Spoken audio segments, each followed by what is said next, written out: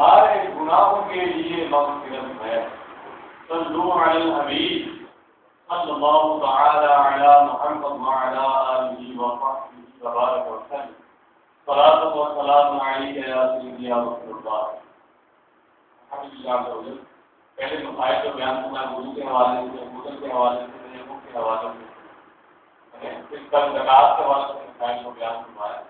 ابھی جو مسائل بیان کیے جائیں گے یہ بڑی سیکھنے والے مسائل ہیں کیونکہ روز بیان نہیں کیے جائیں گے۔ اب نماز کے جو بیسک مسائل ہیں جو آپ کی جو استعمال ہوتے ہیں نماز کے اندر، نماز کے فرائض ہیں، نماز کے واجبات ہیں، نماز کے مفردات ہیں، وہ چیزیں جو نماز کو توڑ دیتی ہیں، وہ چیزیں جو نماز کو الگ کی ہے نماز کے اندر، تو نماز میں کراہیت آ جاتی ہے، نماز کا دوبارہ پڑھنا جو ہے واجب ہو جاتا ہے۔ ابھی وہ جو مسائل ہیں انشاءاللہ وہ بیان کیے جائیں گے روز کے درس میں انشاءاللہ۔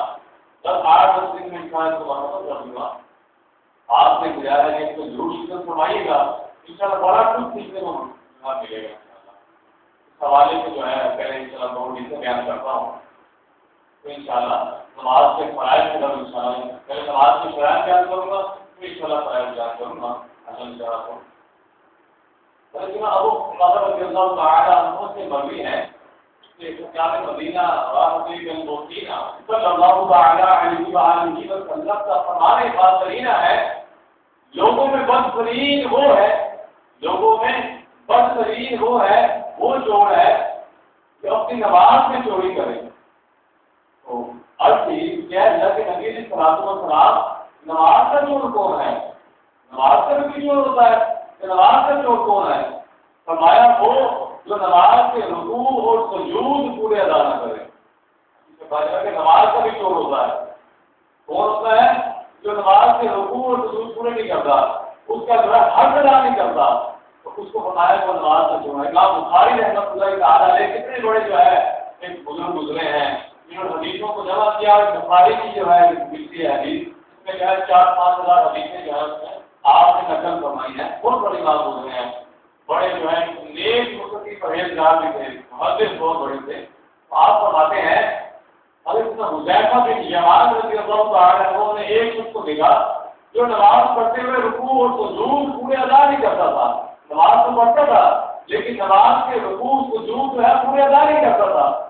اس نے فرمایا کہ تم نے جو نماز پڑھی اگر اسی نماز کی حالت میں انتقال کر گئے، کبھی نماز پڑھی ہے نا، آپ نے دیکھا جو نماز پڑھ رہا تھا، فرمایا اگر اسی حالت میں تمہارا انتقال ہو گیا تو نبی کریم رؤوف الرحیم علیہ السلام کے طریقے پر تمہاری موت واقع نہیں ہوگی۔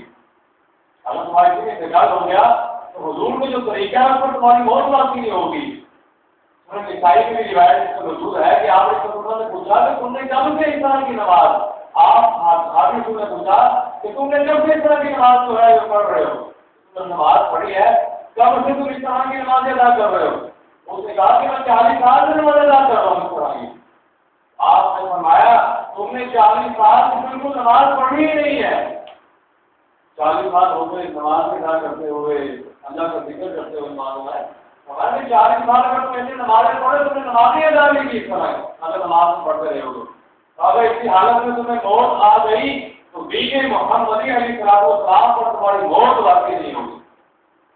دیکھیے ظاہر نمازیں پڑھنے والا ہے وہ، لیکن کیا ہے کہ نمازوں کا وقت ادا نہیں کرتا۔ لہٰذا کیا وجہ ہے؟ اس بندے نے نمازیں پڑھنے والا تو اس کو سیکھا نہیں ہے۔ اگر نماز پڑھنی تو علم سیکھنا ضروری ہے۔ آپ اگر کام کرتے ہیں تو اس کام کرنے سے پہلے اس کا علم جانتے ہیں، اس کام کو کس طرح اچھے انداز سے کیا جا سکتا ہے، اس کا علم جانتے ہیں، آپ جان لیا تو وہ کام بھی آپ اچھے انداز سے کر سکتے ہیں۔ اگر آپ اے سی ٹھیک کرنے ہیں تو ایک سے کام سیکھیں گے آپ، تو اس اے سی کو ایسے ٹھیک کیا جاتا ہے، فریج ٹھیک کرنی ہے تو اس کا کام سیکھیں گے آپ، پھر آپ اس کو اچھے انداز سے ادا کر سکیں گے۔ اگر سیکھیں گے نہیں تو اس میں لگے رہیں گے لیکن وہ صحیح نہیں ہوگا، خراب ہو کے ہو جائے گا، صحیح نہیں ہوگا۔ اس لیے اگر نماز ہے کوئی بھی معاملہ ہے اس کا جو ہے سیکھنا ضروری ہوتا ہے۔ نماز ہے، روزہ ہے، کوئی بھی اگر ایک عبادت ہے، عبادت کا سیکھنا جو ہے ہم پر کیا ہے، اگر آپ شادی شدہ نہیں ہیں تو پھر اگر آپ کی شادی ہونے والی ہے تو شادی کے احکام سیکھنا ضروری ہو گئے، کیونکہ بیوی کے معاملات ہیں، دان لگتا ہے، کھانا پینا ہے، اولاد نہیں ہے، اولاد آنے والی ہے، اولاد کی کیسے تربیت کی جائے اس کا سیکھنا آپ پر فرض ہو گیا. جب تک نہیں ہے تو نہیں ہے، اگر ہو جب سیکھنا فرض ہو گیا. تاجر ہے، تجارت کرنے والا ہے، کاروبار کرنے والا ہے، تو اس کو تجارت کے معاملات سیکھنا پڑ رہے ہیں. بالغ ہو گئے تو نماز کے معاملات، دوسرے جو معاملات سارے اس کو سیکھنے ضروری ہے، اس کا سیکھنا اس پر فرض ہے. لہٰذا ہمیں چاہیے کہ ہم جو ہے بالغ ہو گئے ہیں، بڑے ہو گئے ہیں، ہمیں چاہیے کہ ہم جو ہے اس طرح کے معاملات سیکھیں، علم دین حاصل کریں، کچھ نہ کچھ حاصل کریں.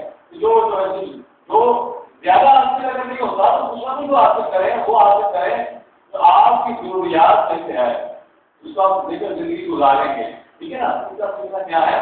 ضروری ہے. اب انشاءاللہ نماز کی شرائط کے بارے میں انشاءاللہ بیان کروں گا. نماز کے والے سے بخاری جواب نے بیان فرمایا کہ نماز کی جو ہے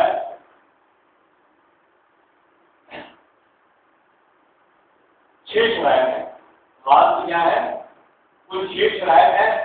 جیسے کوئی اگر آپ کام کرتے ہیں تو اس کی کوئی شرط ہوتی ہے، اگر یہ ہوگا تو پھر وہ کام آپ کر سکیں گے. آپ جاب کرنے کے جاتے ہیں ان کی شرط ہوتی ہے، تو پھر اگر آپ اس شرائط پر عمل کریں گے تو پھر آپ جو ہے جب بھائی ہم جو ہے ہمارا کام جو ہے ہماری کمپنی آپ کے لیے حاضر ہے. اگر آپ نہیں کریں گے تو پھر جو ہے بڑے کام فرصت ہو سکتے ہیں. تو کوئی نہ کوئی شرائط ہوتی ہے نا کام کی. ایسے ہی جو نماز ہے کسی میں کوئی شرائطیں ہیں، یہ چیزیں اگر پائی جائیں گی تو پھر نماز درست ہوگی. اگر یہ چیزیں نہیں پائی جائیں گی تو نماز درست نہیں ہوگی. لیکن نماز کو ابتدا کرنے کے لیے، شروع کرنے کے لیے 6 شرائط کا ہونا ضروری ہے. ان میں سے ایک بھی مقصود ہو گئی، ایک بھی ختم ہو گئی تو سمجھ لیں کہ جو ہے نماز سے جو ہے خرابی لاگو ہو جائے گی. اب سب سے پہلے کیا ہے؟ طہارت. ہماری بات ہے طہارت کا ہونا نماز میں ضروری ہے. اگر آپ طاہر نہ ہو، آپ کی جگہ پاک نہ ہو، آپ کا بدن پاک نہ ہو، آپ کا لباس پاک نہ ہو تو نماز تو آپ کی نہیں ہوگی نا. یہ ہو جائے گی؟ نہیں ہوگی نا. طہارت کا جو ہے نماز کے اندر ہونا ضروری ہے. طہارت فطر عورت، استقبال قبلہ، وقت، نیت اور تکبیرۃ احرام. 6 شرائط. طہارت نماز شرط میں بیان کروں گا. طہارت کا مطلب نمازی کا جو نماز پڑھنے والا ہے اس کا بدن، اس کا لباس، اور جس جگہ سے نماز پڑھنی ہے، جس جگہ اسے نماز پڑھنی ہے اس کا ہر قسم کی نجاست سے پاک ہونا ضروری ہے. یہ ہے طہارت. ٹھیک ہے؟ یہ کیا ہے؟ طہارت. اب آگے کی کوئی تفصیل ہے کیسا ہو کیسا نہ ہو وہ انشاءاللہ تفصیل کو بیان کروں گا. کو تفصیل آ رہی ہے بہت زیادہ. اس کے بعد ہے فطر عورت. کیا فطر عورت؟ عورت کا مطلب کیا ہے؟ چھپانا. اور فطر عورت مطلب کہ جو ایک چھپایا جاتا ہے اس کو چھپانا. آپ مرد کا کتنا چھپانا، عورت کا کتنا چھپانا. مرد کا ناف سے لے کر گھٹنوں سمیت، گھٹنے ہوتے ہیں گھٹنوں سمیت، گھٹنوں تک نہیں، گھٹنوں سمیت بدن کا سارا حصہ چھپانا ضروری ہے. کیا؟ بدن کا سارا حصہ چھپانا ضروری ہے. مگر عورت کا جو ہے ہاتھ سے جو ہے جس کا پتیلی کہتے ہیں یہ، اور چہرہ جو ہے یہ، اور پاؤں کے تلوے ہیں، اس کے علاوہ بدن کا سارا حصہ چھپانا ضروری ہے. ٹھیک ہے؟ مرد کا ہاتھ سے لے کر گھٹنوں سمیت بدن کا سارا حصہ چھپانا ضروری ہے. بدن سے مراد یہ ہے یہاں سے لے کر نیچے تک نا، چہرہ نہیں بدن چھپانا ضروری ہے نماز کے اندر. عورت کا جو ہے ہاتھوں کے تیلیوں کے علاوہ، پاؤں کے تلووں کے علاوہ اور چہرے کے علاوہ سارا چھپانا ضروری ہے. مطلب کے بال جو ہے وہ بھی چھپانا ضروری ہے. ٹھیک ہے؟ اس طرح عورت ہو گیا. پھر ایک بھی بال قبلہ، جو آپ کو نماز پڑھنی ہے اس کا آپ کا جو ہے وہ قبلے کی طرف ہونا ضروری ہے. ایسا نہیں قبلہ یہاں ہے آپ یہاں نماز پڑھ رہے ہو، ایسا نہیں. جس طرف قبلہ ہے اس طرف بھی آپ کا رخ ہونا ضروری ہے. اگر ہوگا تو پھر آپ کی نماز ہوگی. ٹھیک ہے؟ اگر نہیں ہوگا تو نماز نہیں ہوگی. استقبال قبلہ یہ ہے. آگے بیان کروں گا، میں اس کی تفصیل بیان کروں گا. پہلے موٹی موٹی باتیں آپ کو یاد رہیں. استقبال قبلہ، پھر وقت. جو نماز آپ نے پڑھنی ہے اس کا وقت بھی ہونا ضروری ہے.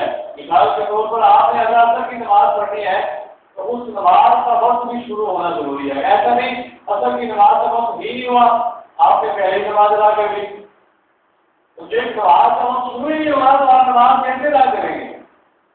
ٹھیک ہے نا؟ تو جو نماز پڑھنی ہے اس کا وقت شروع ہو جائے پھر نماز آپ کی ہوگی. اگر وقت شروع نہیں ہوا تو آپ کی نماز وہ نہیں ہوگی. اس نماز کا وقت بھی شروع ہونا ضروری ہے. ٹھیک ہے. اب آگے نیت. اب جو نماز پڑھنے کی نیت بھی ہو, ایسا نہ ہو کہ آپ کھڑے ہوئے ہو زور کے لیے اور دل میں نیت اثر بھی ہو آپ کی. ایسا بھی ہو جو نماز آپ نے پڑھنی ہے اس کے آپ کے اندر نیت بھی ہو کہ میں جو ہے ابھی ظہر کی نماز پڑھ رہا ہوں. اور نیت کا اگلا درجہ یہ ہے کہ ہم نے پوچھا آپ سے کہ بتائیں بھائی آپ جو ہے کون سی نماز پڑھ رہے ہیں, ابھی آپ نے نماز پڑھی, کون سی نماز پڑھی؟ اور بیان فرمایا ہے کہ فوراً بیان کرتے کہ میں نے ابھی یہ نماز پڑھی ہے. اگر سوچ کے بیان کرے گا کہ پتہ نہیں جانے سوچ کر بیان کرے گا مطلب اس کو پتہ ہی نہیں کہ میں کون سی نماز پڑھ رہا ہوں, اس کی نماز ہی نہیں ہوگی. وہ لہٰذا اپنے آپ کو حاصل کرنا کہ میں یہ جو ہے نماز پڑھ رہا ہوں, اس کی نیت آپ کے دل کے اندر ہو کہ میں یہ نماز پڑھ رہا ہوں. تو نیت کا ہونا بھی کیا ہے ضروری ہے. زبان سے کہنا افضل ہے, دل میں نہیں ہونا ضروری ہے. دل میں آپ کی نیت تھی ظہر کی نماز, زبان سے نکل گیا میں اثر کی نماز ادا کرتا ہوں, تو کیا ہے ظہر ہی کی نماز ہوگی, اثر کی ظہر ہی نہیں کہلائے گی, کیونکہ نیت کا اعتبار ہے وہ دل کا ہے. انما الاعمال بالنیات کیا ہے, اعمال کا دار مدار نیتوں پر ہے اور نیت دل کے پکے ارادے کو کہتے ہیں. زبان سے کہنے کا افضل ہے نیت اور تکبیر تحریمہ. اب چھٹی آ گئی تکبیر تحریمہ, یعنی اللہ اکبر کہہ کے شروع کرو. کیا کرنا؟ نماز شروع کرنی ہے اللہ اکبر کہہ کر شروع کرنا. یہ نماز کی چھٹی شرائط ہے. اس سے پتہ چلا کہ اللہ سبحانہ و تعالی اللہ اکبر کبیرہ, اللہ جل جلالہ اللہ شانہ اس طرح کے الفاظ کہنے سے آپ کی تکبیر تحریمہ ادا نہیں ہوگی, بلکہ اللہ اکبر یہ جو الفاظ ہیں انہی کا جو ہے اس شرائط کے اندر پایا جانا ضروری ہے. اب جمعے کا دن ہے, آج برسوں والا دن ہے, تو بڑی نعمتیں نازل ہوتی ہیں.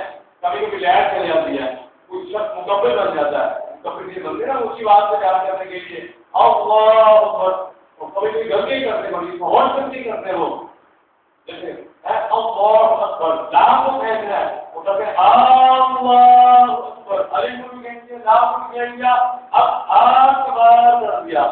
اب دیکھیں کتنا جو ہے جیلوں کا معاملہ کر دیا علم کے نام ہونے کی وجہ سے.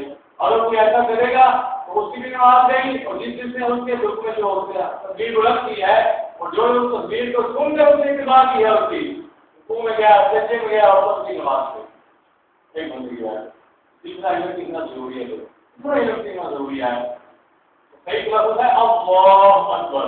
اس کو کہنا نہیں آتی مکبر بنے گا, وہ کیا یہ بنے گا مکبر, اس کو آتا ہی نہیں کہنا, آتا ہے بندے نہیں آتا تو نہیں بنے گا, دوسروں کی نمازیں بتا ہے.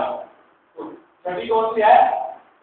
تکبیر تحریمہ, طہارت, فکر عورت, اس پر والد قبلہ, وقت, نیت, اور چھٹی کیا ہے؟ تکبیر تحریمہ. اس کی جو وضاحت ہے انشاءاللہ, شارٹ میں وضاحت ہے انشاءاللہ, وہ کل اللہ چاہا تو بیان کروں گا. پھر اس کے بعد انشاءاللہ نماز کے جو فرائض ہیں, جو میل ہے, انشاءاللہ وہ بیان کروں گا. اللہ تعالیٰ کی بارگاہ میں دعا ہے کہ اب جو سوال آپ سے ہوں گے نا انشاءاللہ وہ ہوں گے فرائض میں, شرائط سے سوال نہیں ہوگی. فرائض میں کچھ میں جو ہوتا ہے بھول بھی تو کیا ہوگا, یہ بھول بھی تو کیا ہوگا, یہ رہ گیا تو کیا ہوگا, یہ فرائض کے اندر ہوتا ہے. ٹھیک ہے, انشاءاللہ جو بیان کیے گے پھر انشاءاللہ سوال ہوں گے انشاءاللہ. اللہ تعالیٰ کی بارگاہ میں دعا ہے یاد رکھنے عمل کرنے اور اسے دوسروں تک پہنچانے کی توفیق عطا فرمائے. ہمیں اس طرح علم دین سیکھتے رہنے کی توفیق نصیب فرمائے. آمین بجاہ النبی الکریم وصلی اللہ تعالی علیہ وعلی آلہ وصحبہ وسلم. الحمد للہ رب العالمین والصلاة والسلام علی سید الانبیاء والمرسلین جناب مصطفیٰ بطر مصطفیٰ صلی اللہ تعالی علیہ وآلہ وسلم. ہمارے والدین کی, ہمارے اساتذہ کرام کی, ہمارے پیر و مرشد کی, نبی کریم رؤوف رحیم علیہ السلام کی ساری امت کے لیے حساب بخشش کا اللہ فرما. اے اللہ درس کی غلطیاں, نماز کی غلطیاں اور تمام کے تمام ہم سب کے گناہوں کو معاف فرما. اے اللہ عمل صالح ہمیں پرہیزگار, والدین کا فرما بردار اور مکہ سچا عاشق رسول بنا. اے اللہ مسلمانوں کو بیماریوں, قرضہ داریوں, بے روزگاریوں, بے اولادیوں, بے جا مقدمہ بازیوں اور طرح طرح کی پریشانیوں سے منسلک ہو اور تمام مسلمانوں کو نجات عطا فرما. یا الہ العالمین رب العالمین کہہ کر کھانا ویسے مسلمان جو کیا جا بیمار ہونا بیماری پہلے تو عابدین رضی اللہ تعالی عنہم کا صدقہ سب بیماروں کو شفا کاملہ عاجلہ سے نافع عطا فرما، سب کی دکھ تکلیفیں پریشانیاں مصیبتیں اپنی رحمت کاملہ سے عاجلہ سے دور فرما۔ اے اللہ ہمارے روزوں کو، ہماری تراویحوں کو، ہمارے ذکر و اذکار کرنے کو، قرآن کریم کی تلاوت کرنے کو، سننے کو سب کو اپنی بارگاہ میں عالی شان میں قبول و مقبول فرما۔ یا اللہ ان سب اعمال کی برکت سے ہمارے گناہوں کو معاف فرما، ہمارے گھر والوں کی سب کی بے حساب اس کی برکت سے مغفرت فرما۔ آمین آمین بجاہ النبی الامین صلی اللہ علیہ وسلم۔ بارک اللہ وملائکته یصلون علی النبی یا ایھا الذین آمنوا صلوا علیہ وسلموا تسلیما۔ اللهم صل على سيدنا مولانا محمد وعلى آله وصحبه وبارك وسلم صلاة وسلام عليك يا سيدي يا رسول الله۔ سبحان ربك رب العزة عما يصفون وسلام على المرسلين والحمد لله رب العالمين۔ بحق لا إله إلا الله